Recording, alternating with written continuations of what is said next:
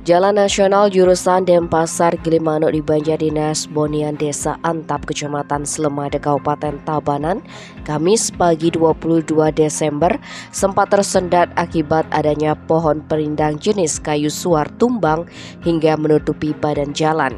Mengutip keterangan saksi Putu Arya yang rumahnya berjarak sekitar 50 meter dari lokasi kejadian, Kasubag Humas Polres Tabanan, Ibtu Nyoman Subagia memaparkan sebelum tumbang pohon perindang ini mengeluarkan suara seperti kayu patah cukup keras.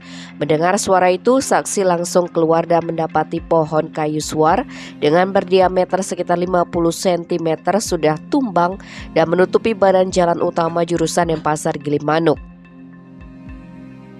Tidak ada korban jiwa, tetapi arus lalu lintas sempat macet total selama 45 menit karena tim dari Polsek Slemade dan BPBD Tabanan melakukan evakuasi dan pembersihan batang pohon. Pohon ini roboh diduga karena angin bertiup kencang disertai dengan hujan pada Kamis pagi. Selain itu, bagian batang pohon juga sudah lapuk sehingga tidak bisa menopang beban dahan dan daun pohon yang lebat. Tim Bali Express melaporkan.